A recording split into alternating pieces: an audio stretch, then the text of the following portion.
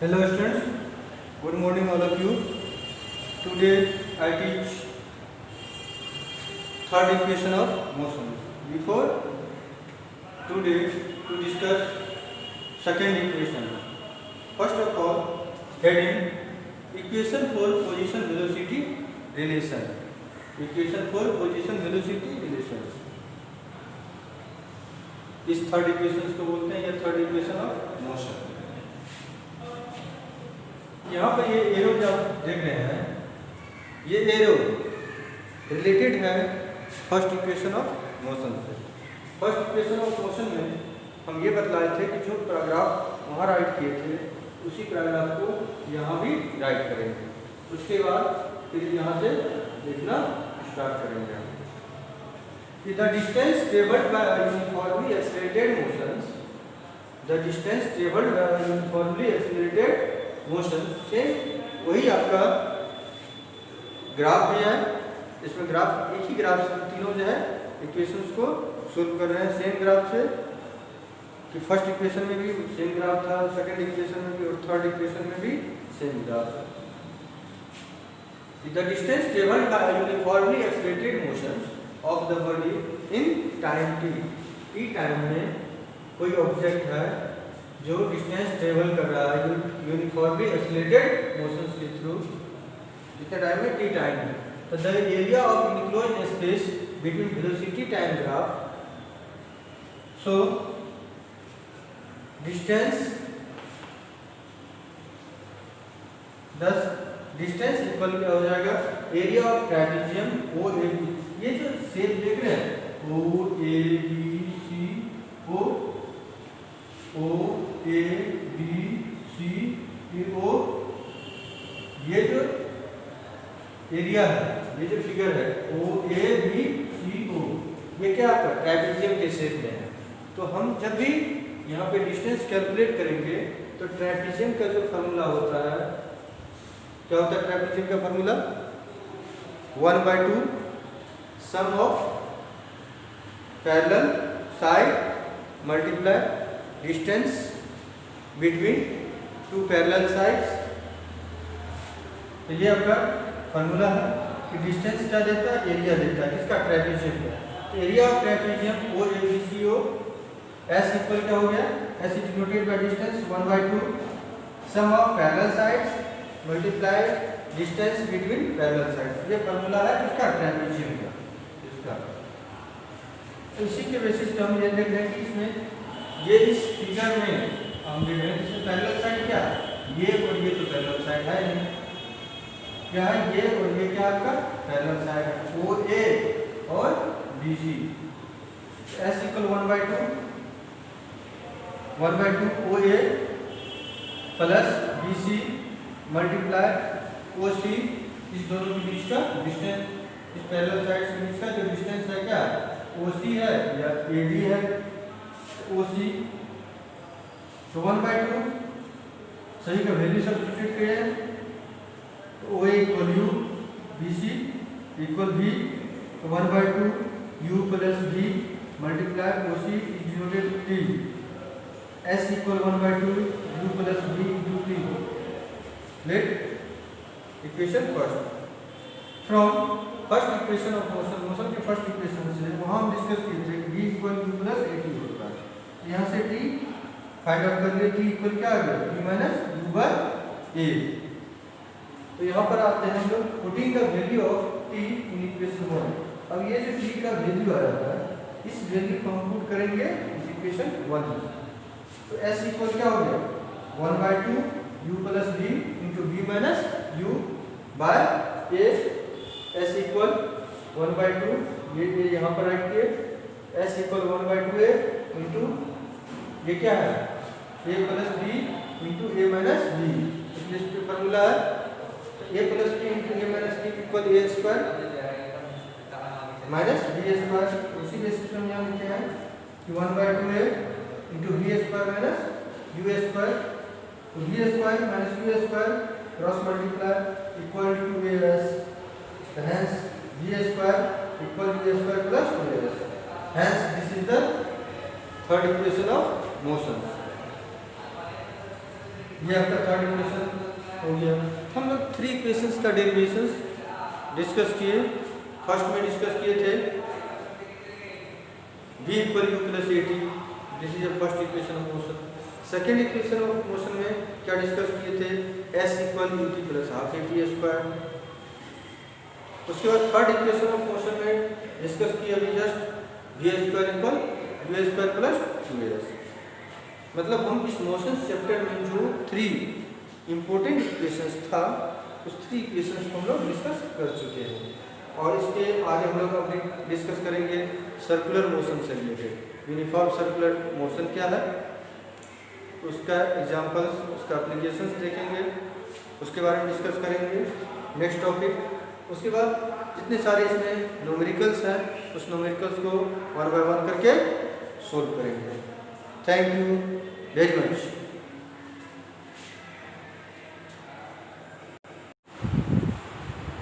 Hello students, good morning. Today I teach your second chapter of standard 8th science. To discuss your topic harmful microorganism. Your standard chapter 2 harmful microorganism. First of all हम ये जानते हैं कि different micro organism से related different types के disease होते हैं।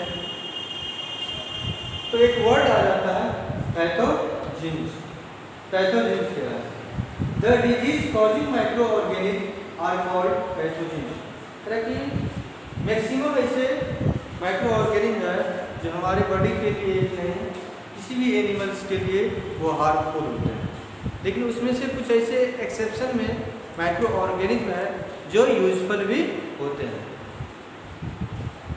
But many type of viruses too harmful for our body. तो वर्ड है पैथोजेन्स, तरह के ऐसे माइक्रो ऑर्गेनिज्म जो डिजीज क्रिएट करता हो। ऐसे माइक्रो ऑर्गेनिज्म जो डिजीज क्रिएट करता हो उसे हम लोग क्या बोलते हैं, पैथोजेन्स बोलते हैं, ऐसे माइक्रो ऑर्गेनिज्म।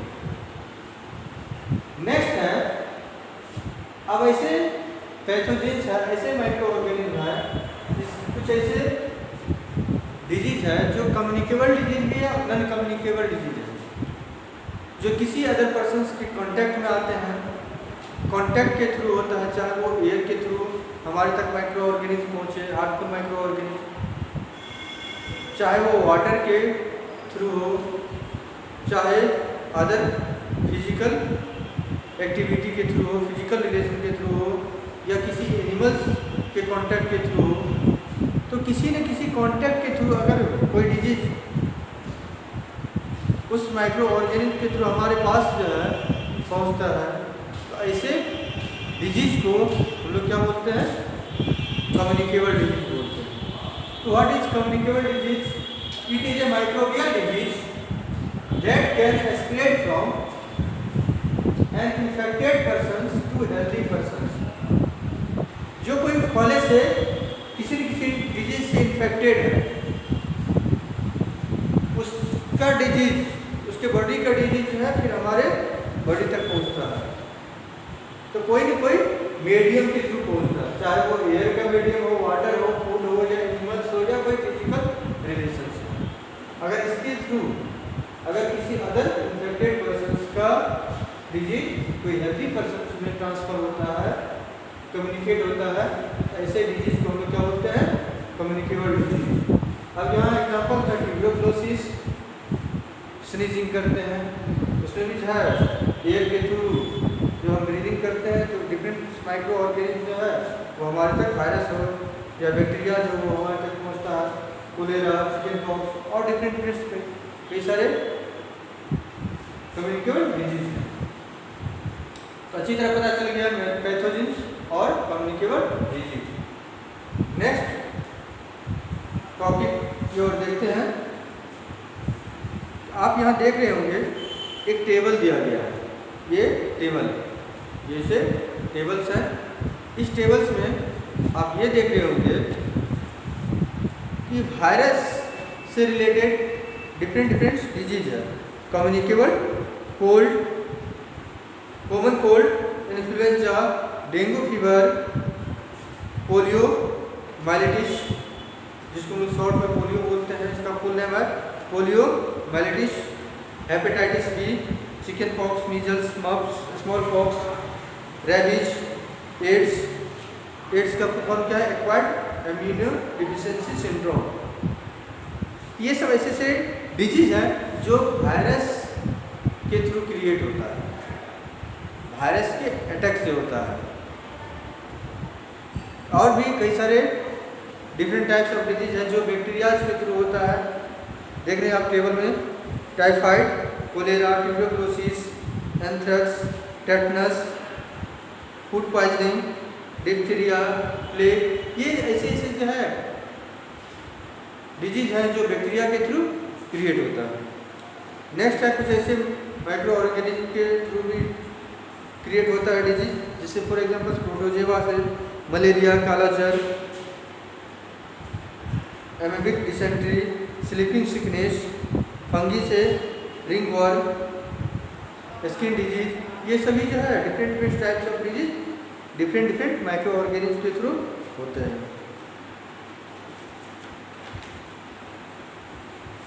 आप यहाँ भी देख रहे होंगे इस पिक्चर्स में, ये जो है इन्फेक्टेड पर्सन्स है। इस इन्फेक्टेड पर्सन्स के थ्रू से डिफरेंट मीडियम से हमारे तक जो है ये माइक्रो ऑर्गेनिज्म पहुँचता है। यहाँ पे दिया है डायरेक्ट कांटेक्ट के थ्रू, किसी का क्लोथ अगर हम यूज करते हैं, ट्वेल यूज करते हैं तो उसके थ्रू पहुँचता है, बाय एयर के थ्रू, बाय वाटर के थ्रू, उसके बाद मॉस्किटो के थ्रू, बाय फूड के थ्रू। तो ये सब डिफरेंट सोर्सेज हैं जिसके थ्रू हमारे तक स्प्रेडिंग होता है डिजीज का। एन पॉइंट है through the air we breathe.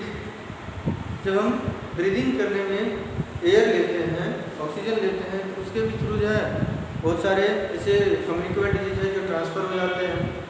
उसके बाद थ्रू द वाटर, वाटर के थ्रू भी आता है। उसके बाद फूड ईटिंग के भी थ्रू आता है, प्रोटोजोआ, बैक्टीरिया, स्पोर्स, फंगी।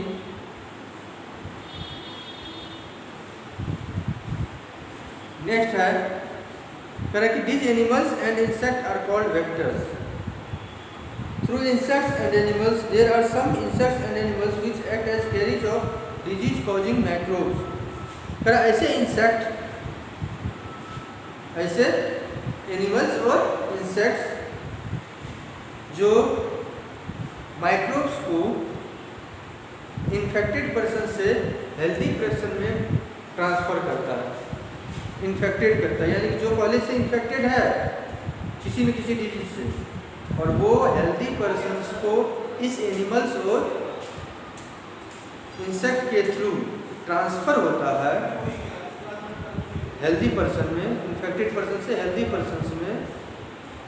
तो इसको, इस एनिमल्स और इंसेक्ट्स को हम लोग क्या बोलते हैं? वेक्टर्स बोलते हैं। Vectors carry the disease causing microbes from an infected persons to healthy persons and cause disease is called vectors. The animals and insects are infected persons to transfer healthy persons. So this insects or animals is called vectors. Horsefly, ये जो ऐसे different जो है disease को transfer करते हैं। Horsefly is perhaps the most dangerous disease carriers. Collect the disease causing microbes on its legs and mouth parts from feces and other organic waste. The some horsefly, when sit on our exposed food items, leaves the disease-caused microbes on the food. When we consume such food, we get infected various diseases like cholera, typhoid, dysentery, tuberculosis are now spread by horseflies. ये सब ऐसे ऐसे disease है जो हॉर्सफ्लाई के through infected person से healthy person में transfer होता है। तो कैसे होता है? एक हॉर्सफ्लाई को हम देखते हैं कि कोई टेकिंग फूड कर रहा है, फूड टेकिंग कर रहा है, तो वहाँ पे उसके फूड पे या उसके हैंड पे जाकर के वो शीटिंग हो जाता है। फिर वहाँ से फ्लाइंग हो करके फिर हमारी बॉडी पे या हमारे जब हम फूड टेकिंग करते हैं तो उस टाइम में वो आ जाता है, चाहे उसको फूड से हो, माउथ से हो, तो उसके थ्रू वहाँ से ट्रांसफ़र होकर के, तो वायरस का ट्रांसफॉर्मेशन, माइक्रो ऑर्गेनिज्म का ट्रांसफॉर्मेशन इस वे से होता है। तो हॉर्स फ्लाई से डिफरेंट जो है डिजीज को होता है causes, cholera, typhoid, dysentery, tuberculosis, ये सब वजह से है। दूसरा है कि मॉस्किटो से डिफरेंट डिजीज होते हैं, जैसे प्रोटोजोआ, प्लाज्मोडियम, माइक्रो ऑर्गेनिज्म, जैसे female influenza mosquito, female influenza mosquito से मलेरिया होता है। इसमें वो क्या करता है कि प्लाज्मोडियम नाम का एक प्रोटोजोआ है, प्लाज्मोडियम नाम का प्रोटोजोआ है, जो इन्फेक्टेड पर्सन से ट्रांसफ़र कर देता है हेल्दी पर्सन में। इसका मीडिएटर कौन हो गया? मॉस्किटो हो गया। तो इससे कौन से डिजीज होते हैं? मलेरिया, ए फेटल डिजीज, ये काफ़ी जो है घातक है। उसके बाद डेंगू, ये सब भी ऐसे जो है वायरस इन्फेक्टेड डिजीज है। All the mosquitoes breed in water, hence one should not let water collect in coolers, tires, flowers, pots. By keeping our surrounding clean and dry, we can prevent mosquito from breeding. तो इससे हम लोग जो है prevent कर सकते हैं। तो हम अपने सराउंडिंग जितने सारे पॉट्स हैं उसमें जो है स्टोर करके वाटर रखते हैं, पॉट, प्लेट्स, ये सब को जो है अपने फर्श को, फ्लोर को क्लीन करके रखें। अगर क्लीन करके रखेंगे तो हम मॉस्किटो से प्रिवेंट कर सकते हैं, बच सकते हैं। करा generally prevented measures against microbial disease, wash vegetables and fruits properly before eating, boil drinking water particularly when there are chance of infections। करा कि जब भी वाटर को ड्रिंक करें बॉयल करके, पार्टिकुलर केस में जब आपको इन्फेक्शन होने का चांसेस हो। Keep the patient in complete isolations, patient को आइसोलेशंस करना चाहिए time to time. Keep the personal belonging of the patient away from those of the others. Maintain personal hygienes and good sanitary habits. Vaccinations to be given at suitable age to get immunity. Maintain good sanitizations in the community। करा कि सैनिटाइजेशंस जो अपनी community का होना चाहिए, time to time maintain रहना चाहिए। Do not eat stele food. Protect your self from mosquito bytes by using mosquito nets and mosquito repellent creams. Do not allow water to collect in the surroundings to prevent breeding of mosquito. Put fine wires mesh on doors and windows to prevent mosquito from entering our homes. Next है animals के through भी कई सारे जो है disease transfer होते हैं, animals में भी होते हैं। Several microbial organism cause disease not only in humans but also in other animals. कह कि ओनली माइक्रो ऑर्गेनिज्म से ह्यूमंस में ही नहीं होता है, कई जो है एनिमल्स में भी डिजीज होते हैं इस माइक्रोबियल के थ्रू। कॉज में, बफेलो में, पोल्ट्री बर्ड्स में और डिफरेंट टाइप्स के डिजीज होते हैं। द डिजीज रिड्यूस द, तो ये डिजीज इफेक्ट क्या डालता है उसके ऊपर? प्रोडक्शन ऑफ एग्स जो है वो मिनिमम हो जाएगा। उसके बाद मिल्क का प्रोडक्शन वो मिनिमम हो जाएगा। ग्रोथ ऑफ बर्ड्स, जो पॉपुलेशन ऑफ बर्ड्स इंक्रीज कर रहा है वो क्या हो जाएगा? डेथ करने लगेगा, वो मिनिमम हो जाएगा।